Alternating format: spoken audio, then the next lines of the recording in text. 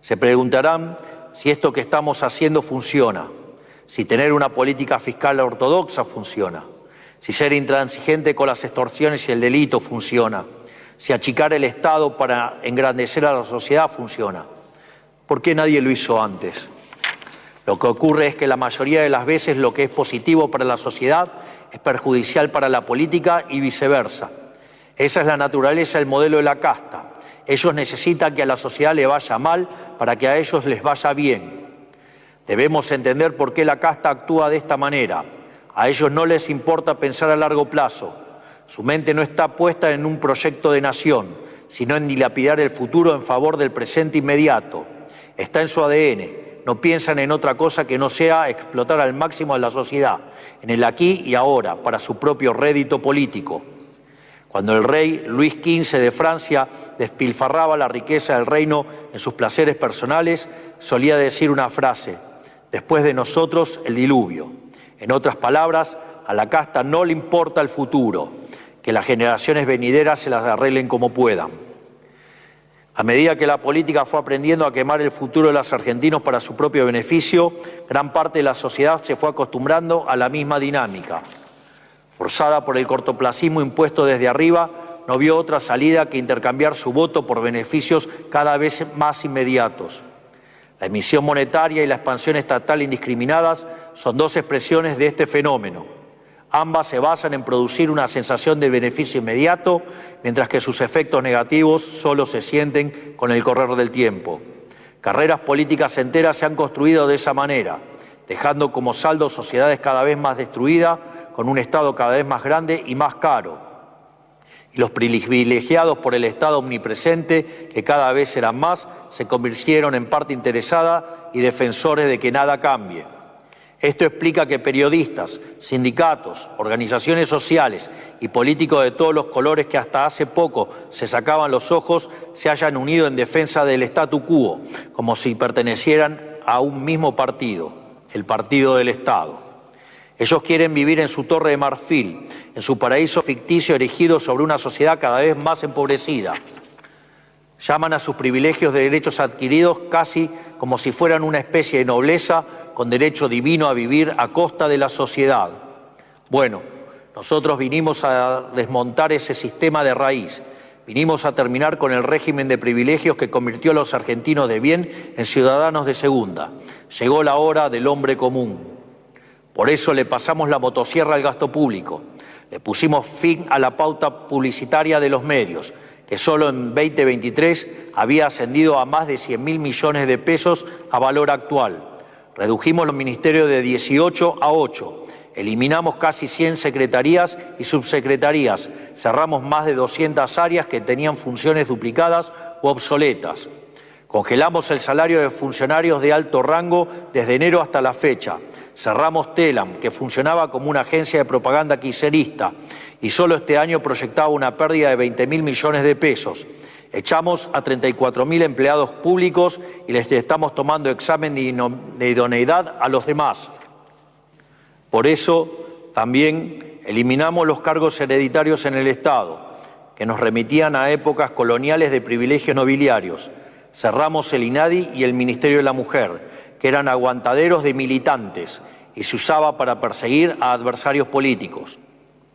Terminamos con los privilegios de la casta sindical en empresas públicas como Aerolíneas e Intercargo. Y aunque nos sigan queriendo extorsionar, no vamos a dar el brazo a torcer. Estamos logrando que muchos empleados públicos que se creían seres superiores entiendan que son servidores públicos, que están ahí para brindarle un servicio de calidad a quienes pagan impuestos. Además, eliminamos más de 15 fondos fiduciarios que eran curros de la política. Eliminamos los subsidios al Inca, que pasó de un déficit de 2 millones de dólares a un superávit de más de 4. Eliminamos el curro que era el registro único del transporte automotor, ahorrando a los argentinos más de 36.000 millones de pesos por año. A través de la SIGEN hemos auditado a todo el Estado y estamos auditando a las universidades públicas, que también tienen que rendirle cuentas a la sociedad, aunque se resistan. Todo esto no es un canto anticipado de victoria, sino un reconocimiento de que hemos cumplido el rumbo que nos trazamos y una ratificación de que nuestros próximos objetivos serán también una realidad. porque hace exactamente un año había un gran escepticismo en el debate público y los medios acerca de si nuestro gobierno podía tener éxito. En el mejor de los casos, decían que no teníamos la experiencia, la capacidad y el poder político necesario para cumplir nuestros objetivos. En el peor de los casos, que nuestro gobierno no iba a durar ni 3 meses, y muchos esbirros de la casta intentaron hacer realidad este vaticinio por la fuerza bruta. Así y todo, logramos estabilizar la economía y evitar la catástrofe a la que nos dirigíamos. Y con únicamente el 15% de los diputados y 10% de los senadores, hicimos la reforma estructural más grande de la historia argentina. Lo que quiero decirles con todo esto es que si pudimos hacer tanto con todo el mundo en contra, imagínense todo lo que podemos hacer con viento a favor. Podría ir el doble de lejos, el doble de rápido. Podría pasarme un año entero describiendo las cosas que cambiaron en este último año, pero no quiero hacerlos perder tanto tiempo. Porque otra cosa que cambió en estos 12 meses fue dejar de mirar hacia atrás para empezar a mirar hacia adelante. Quiero aprovechar unos minutos en este balance del año que estamos haciendo para contarles cómo va a ser este futuro próspero que está comenzando, para que ustedes puedan diagramar su propio destino y el de su familia y siempre en libertad. Tal como dijimos que iba a ocurrir, en el segundo trimestre la actividad ya empezó a repuntar, es decir, hacer los deberes está dando resultados. Esta tendencia se mantendrá el año que viene. Estamos entrando a un año de baja inflación, alto crecimiento económico y, en consecuencia, un crecimiento sostenido del poder adquisitivo de los argentinos, algo que hace décadas los argentinos no viven. ¿Por qué digo que el año que viene tendremos crecimiento sostenido? Lo digo esencialmente por 2 razones. En primer lugar, algo que ya estamos viendo hoy. La economía ha entrado en una recuperación cíclica que nos está sacando del pozo en el que nos dejaron. Esa recuperación cíclica se basa en 2 factores. Por un lado, la recomposición de los salarios reales y las jubilaciones por la destrucción de la inflación. Por otro lado, la recomposición de stocks de las empresas que va a dinamizar la economía luego de la liquidación de los inventarios durante el primer semestre de este año. Pero esto es coyuntural, es parte de lo que estamos viendo hoy, que explica el brutal crecimiento de la economía en el último trimestre. Pero además está la cuestión estructural, el ahorro realizado durante este año de 15 puntos del PBI que la política dilapidaba ha sido devuelto al sector privado, lo que generará un aumento de la inversión y también del consumo. Por otro lado, la baja del riesgo país y, en consecuencia de la tasa de interés, abarata el costo de capital y, por lo tanto, va a producir un aumento directo de la inversión. Además, a estos 2 factores se le suma un tercero, que es la reducción de la carga impositiva total, ya sea por la eliminación del impuesto inflacionario o por la reducción de impuestos explícitos que vamos a encarar el año próximo. De hecho, mi equipo está terminando en estos días una reforma impositiva estructural que reducirá en un 90% la cantidad de impuestos nacionales y le devolverá a las provincias la autonomía impositiva que nunca debieron haber perdido. Así, el año próximo veremos una verdadera competencia fiscal entre las provincias argentinas para ver quién atrae más inversiones. El cuarto punto central del proceso de crecimiento que veremos a partir del próximo año tiene que ver con la cuestión monetaria. La convergencia del tipo de cambio paralelo al tipo de cambio oficial que estamos viendo en estos días, que no ha ocurrido nunca en la historia de la humanidad, porque siempre el oficial converge donde estaba el paralelo y no al revés. Esto nos acerca cada día un poco más a la salida definitiva del cepo cambiario, una aberración que nunca debería haber ocurrido y que con nosotros se va a terminar el año que viene y para siempre. Para ello, estamos trabajando en una solución definitiva para el problema de los stocks del Banco Central, que puede darse ya sea a través de un nuevo programa con el Fondo Monetario o a través de un acuerdo con inversores privados.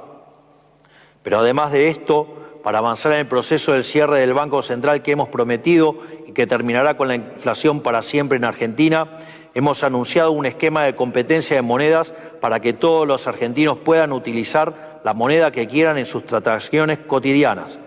Van a poder hacer las transacciones en la moneda que ustedes quieran. Créase o no, lo estamos haciendo.